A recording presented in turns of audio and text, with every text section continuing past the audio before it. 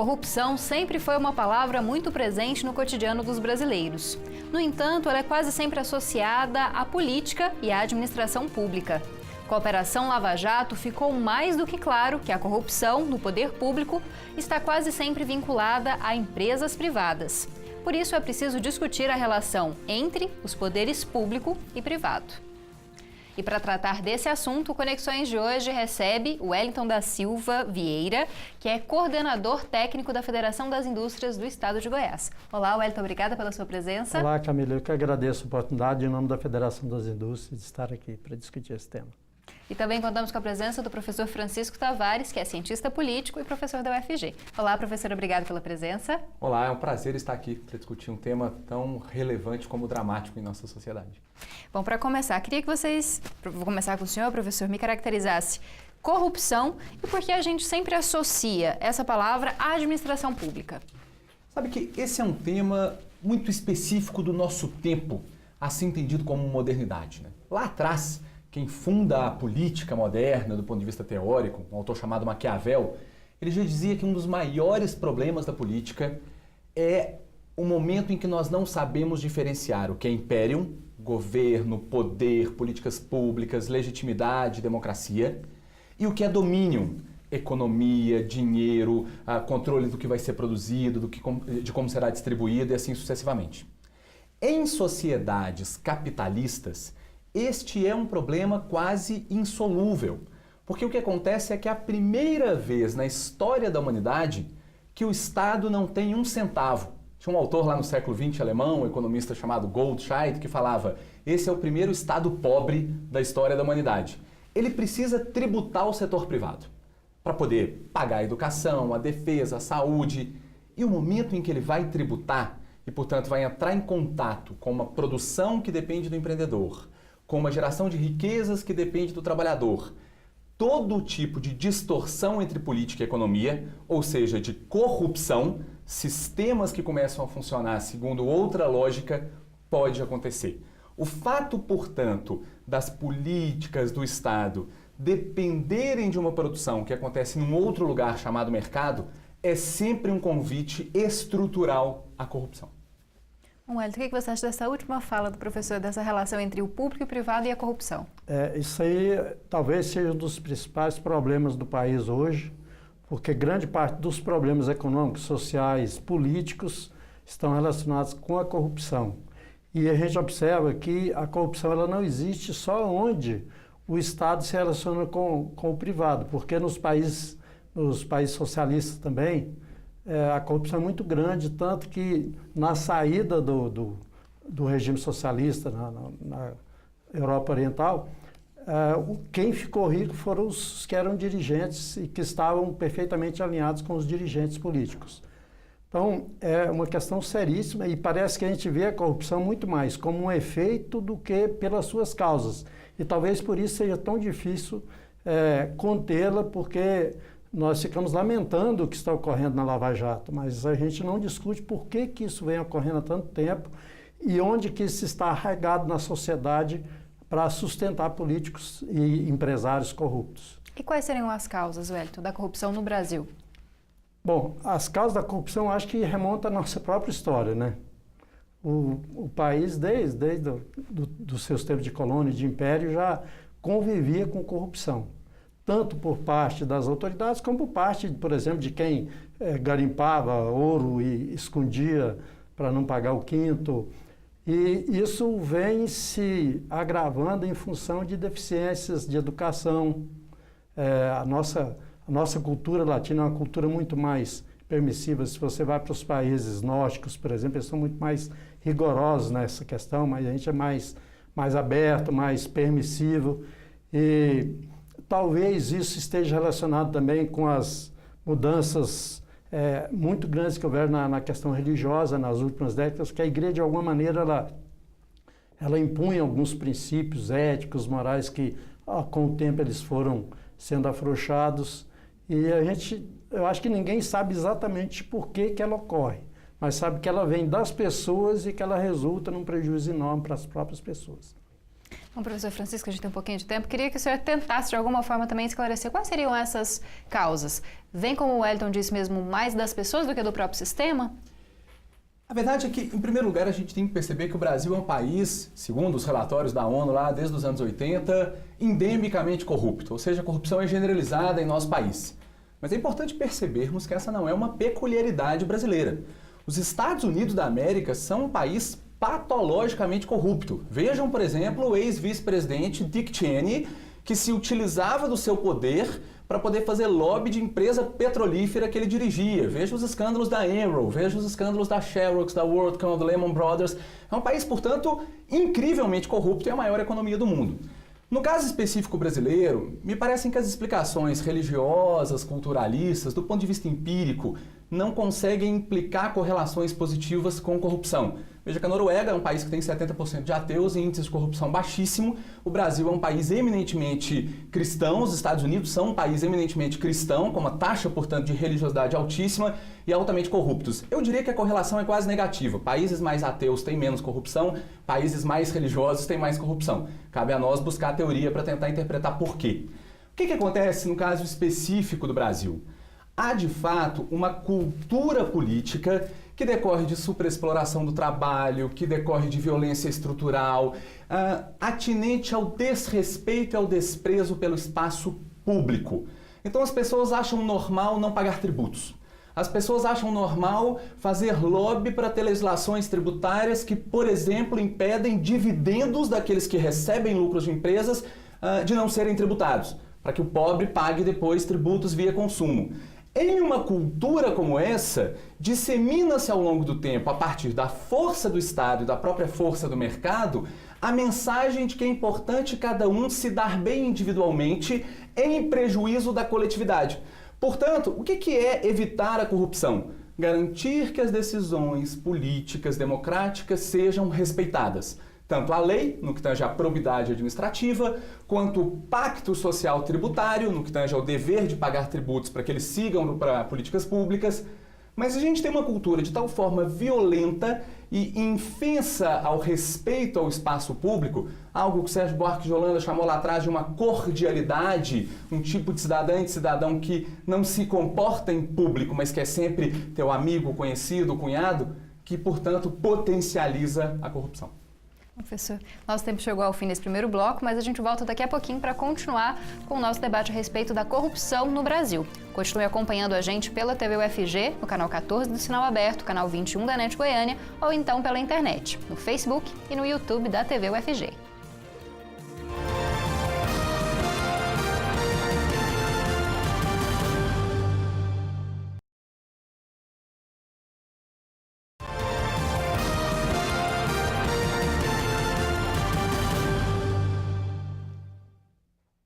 Conexões está de volta para continuar conversando a respeito de corrupção, com o Wellington Vieira, que é coordenador técnico da Federação das Indústrias do Estado de Goiás, a FIEG, e também com Frank Tavares, que é cientista político e professor da UFG.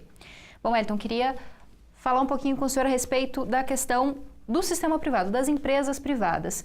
Como que geralmente se dá essa corrupção dentro das empresas privadas? É nesse momento mesmo da tributação, como o professor Frank falou no primeiro bloco? Bom, as empresas privadas, elas enfrentam corrupção internamente de pessoas que trabalham na empresa que fraudam a empresa. A gente tem muitos casos de grandes empresas que foram à falência e os diretores saíram ricos. Nós tivemos um caso aqui de uma empresa em Goiás, uma grande consultora, que tem gente que não recebeu o apartamento até hoje, depois de 20 anos, e os diretores saíram quase todos ricos, menos o diretor principal que estava sendo fraudado pelos outros diretores. Então, a corrupção ela ocorre em todos os níveis, em todos os lados. Você chega num supermercado, por exemplo, a pessoa vai e abre um iogurte e toma na gôndola de supermercado. Isso tem a mesma natureza de quem vai ao cofre e tira o dinheiro, ou de quem se elege político e usa o seu cargo para usufruir de benefícios indevidos. Agora, na relação com as empresas, a corrupção ocorre por iniciativa dos dois lados. Há casos em que as empresas elas são achacadas por pessoas do setor público e há casos que as empresas elas corrompem os agentes públicos para poder obter facilidades. Então, a corrupção está muito mais na cabeça das pessoas do que na oportunidade. Agora, o Brasil tem um sistema extremamente complexo de legislação e algumas leis são feitas de forma dúbia exatamente para favorecer algum lado de acordo com o interesse de quem julga ou de quem toma a decisão, e isso dificulta ainda mais o controle da corrupção, como a gente está vendo agora pela extensão que ela tem. Nós estamos vendo no caso de uma empresa delatora. Quando fala Lava Jato, todo mundo pensa em Odebrecht. A Odebrecht foi acompanhada da UAS, da UTC e de várias outras empresas que têm o mesmo grau de gravidade da corrupção. Nós vimos hoje, os jornais estão estampando a corrupção na Fazenda Norte Sul, que era um dirigente goiano envolvido. Então, as empresas elas sofrem tanto quanto o poder público na questão da corrupção. Quem trabalha corretamente, ele é sempre prejudicado por quem pratica a corrupção. Professor Francisco, mudanças na legislação poderiam dificultar, em certa medida, a ocorrência de casos de corrupção, de lavagem de dinheiro, de desvio de dinheiro? Indubitavelmente sim. Eu diria que boas instituições, o que compreende também um aparato legislativo que dê conta de combater a corrupção, são condições fundamentais e necessárias para se reduzir a corrupção. Mas obviamente não são suficientes. A gente precisa de uma tríade: instituições, economia e cultura. É claro que não dá para conviver com o sistema institucional brasileiro, que inclusive altera a nossa cultura, porque é, do ponto de vista técnico, intensamente seletivo quanto à corrupção. O que significa isso? Se hoje uma pessoa, como diz o exemplo do Dr. Wellington, entra num supermercado, abre um iogurte ou leva esse iogurte para casa, essa pessoa praticou um crime de furto, artigo 155 do Código Penal. Ela não pode se arrepender, ela não pode devolver o iogurte, mas vai ser responsabilizada criminalmente, e há muitas pessoas presas no Brasil por esse crime de furto. Por outro lado, se um grande empresário sonega um imposto de renda e decide pagar o imposto sonegado, ele mentiu para o poder público, mas decide pagar antes de um procedimento apuratório, por força da Lei 8.137, ele faz as pazes com a lei e não pode ser preso. Roubar um supermercado, portanto, ou subtrair de um supermercado, torna-se algo muito mal visto, e tem mais é que ser mesmo, leva a consequências penais muito graves. Agora, roubar a saúde, roubar a educação, roubar a moradia, roubar toda a coletividade, se você pagar antes de ser pego, você é mais esperto e não acontece nada. Há vários outros exemplos de distorções institucionais no Brasil que levam a uma cultura em que algumas práticas, geralmente aquelas efetivadas pelos mais pobres, são tidas como desonestidade.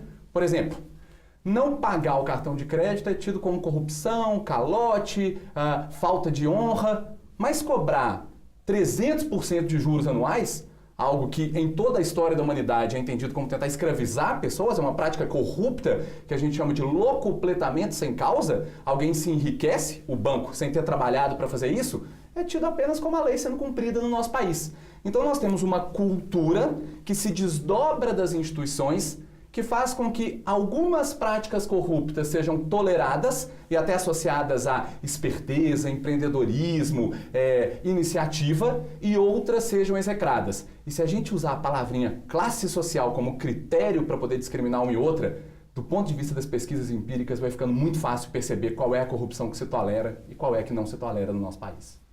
Wellington, existe uma corrupção que é mais tolerada? O que você acha da fala do professor Francisco? Bom, a natureza da corrupção é a mesma. Lógico que quem furta dinheiro que seria usado na saúde e na educação, ele está cometendo um ato muito mais grave, porque ele está prejudicando muito mais gente. Isso é o que ocorre no Brasil. O professor Francisco está dizendo de vários exemplos de corrupção, e às vezes a corrupção ela é institucionalizada. Por exemplo, as pessoas levaram bilhões e bilhões de dólares para o exterior. Aí vem uma legislação e diz, não, se você pagar 35% de imposto, você está livre de qualquer punição, você pode trazer o seu dinheiro. E se você quiser pagar e deixar o seu dinheiro lá também é possível. Quer dizer, o dinheiro está lá produzindo em outros países sem nenhum benefício para o Brasil e a pessoa está com a vida dela legalizada de dinheiro que muitas vezes é fruto de corrupção, porque a lei diz não pode ser fruto de corrupção. Mas quem foi investigar qual é a origem desse dinheiro? Como que ele saiu? Ele saiu na mala de um doleiro, ele saiu de forma totalmente pela fronteira do Paraguai e ninguém sabe de onde que ele é realmente. E são centenas de bilhões de dólares que estão lá fora fruto de corrupção. Isso é um crime imperdoável. Nós estamos vendo na Lava Jato, só uma empresa, a corrupção deve ter ultrapassado os 10 bilhões de reais. Então, você imagina, se você computar centenas, milhares de empresas que estão em sistemas corruptos, nós teríamos talvez trilhões de reais em corrupção. Isso daria para resolver os problemas que o Brasil tem de economia, de falta de escola, de falta de hospital, de segurança, porque isso representa, sei lá, 30% do orçamento do país no ano. Bom, a gente tem que ir para mais um intervalo agora. Eu espero que você continue acompanhando a gente nesse debate a respeito da corrupção. E também espero que você contribua com Conexões. Com a sua sugestão de pauta, sua matéria, seu vídeo, sua foto, é só mandar para o e-mail jornalismo@tvufg.org.br ou então pelo WhatsApp, no 99181 1406. 99181 1406. Eu te espero daqui a pouquinho.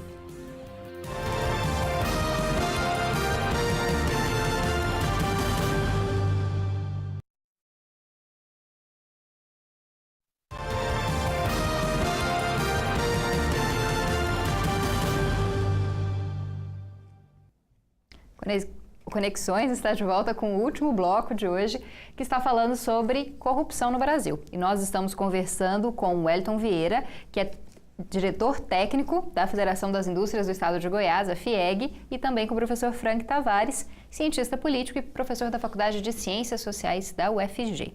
Bom, professor Frank, depois da Lava Jato, voltou-se a discutir muito política, corrupção, mas como o Wellington mesmo disse no bloco anterior, se fala muito pouco a respeito das causas, de forma de combater. Qual seria a melhor forma ou as melhores formas de se combater e de se prevenir a corrupção no país? Eu acredito que um resíduo de corrupção em estados que dependem da produção capitalista para se custearem sempre acontecerá. Agora, o problema no caso brasileiro é que operações como a Lava Jato operam ou pensam segundo uma lógica preponderantemente punitiva e altamente seletiva. Então, é absolutamente salutar, por exemplo, que se descubra que uma grande empresa do ramo de construção como a Odebrecht está envolvida em escândalos de corrupção tão profundos como esses.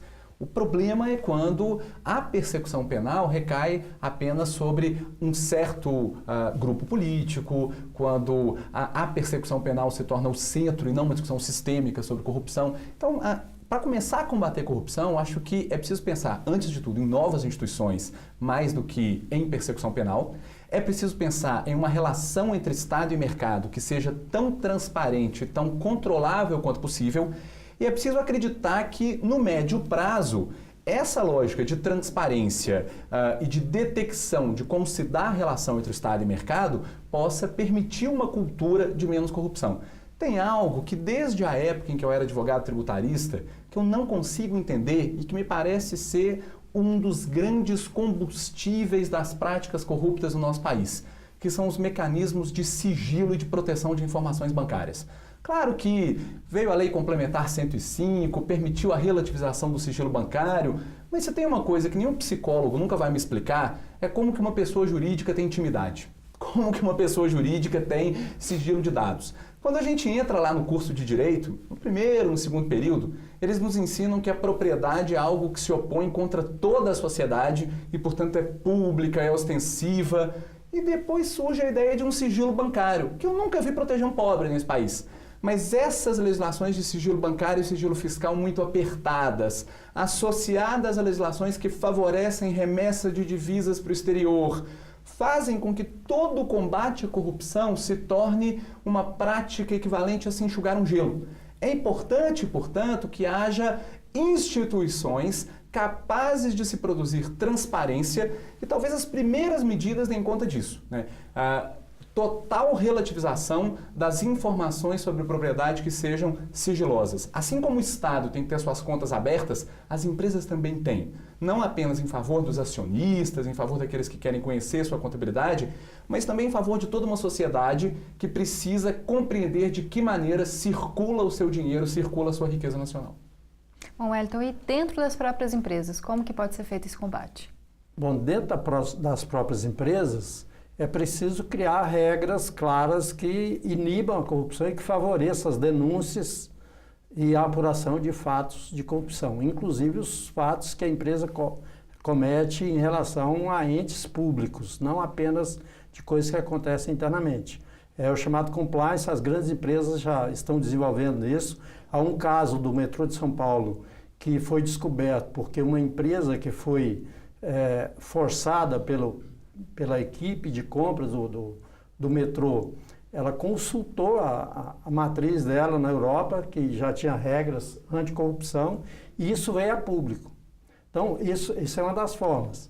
É preciso a gente trabalhar, a corrupção tem que ser trabalhada todo dia, toda hora. É um assunto que não pode morrer com o julgamento da Lava Jato, ou com a cassação de políticos, ou com a prisão de empresários, como já aconteceu de muitos.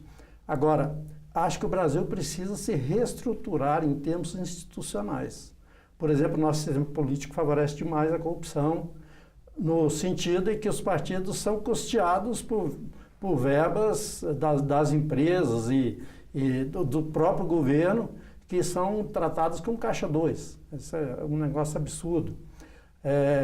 No Brasil, a cultura política de o político ele é uma pessoa especial, que ele tem muito mais valor do que os outros, que ele tem muito mais poder do que os outros. O que não ocorre, por exemplo, o professor falou lá na Noruega, na Suécia, eu li uma reportagem recentemente, o presidente de um dos principais partidos, ele morava num apartamento funcional de 18 metros quadrados e a esposa dele morava com ele. E ela tinha que pagar o aluguel da metade do apartamento. Aqui nós temos, na Assembleia Legislativa, 38 assessores de livre nomeação no deputado estadual.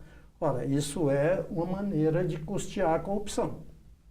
E isso precisa ser mudado. Agora, eu não sei como que a gente faz isso com o pessoal que está aí. E o pior é que, há uns anos atrás, eu li uma pesquisa que fizeram sobre corrupção e 67% dos brasileiros afirmaram que se tivesse lá faria a mesma coisa. Então é uma questão séria. Outra coisa que precisa é rever questões do judiciário. A nossa justiça não caminha e quando há interesse, quem tem dinheiro vai jogando as decisões para daqui 1 ano, daqui 2 anos, daqui 10 anos, daqui 20 anos e o crime prescreve e a pessoa não é punida.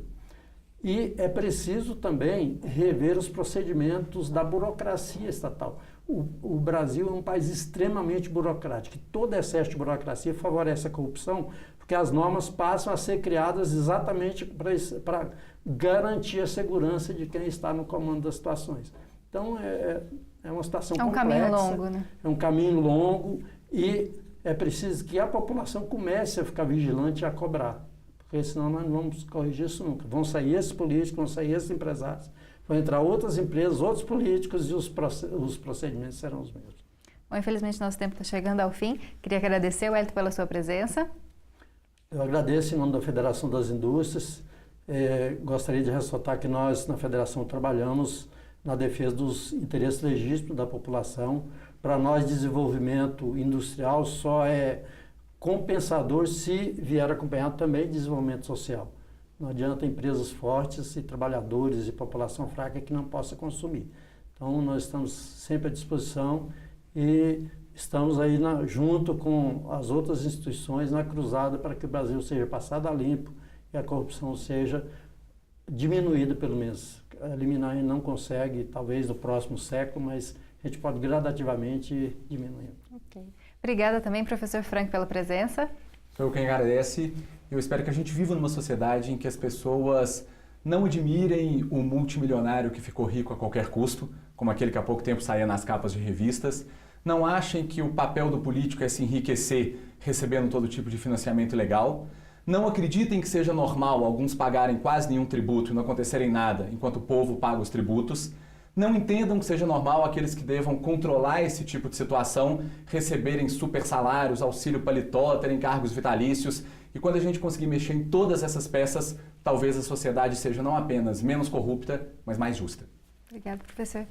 Bom, o Conexões de hoje chega ao fim. Espero que você continue acompanhando a nossa programação. Também acesse o nosso site ou veja as nossas redes sociais para ter informações sobre toda a nossa programação, inclusive o Conexões. Eu te espero no próximo programa. Até lá!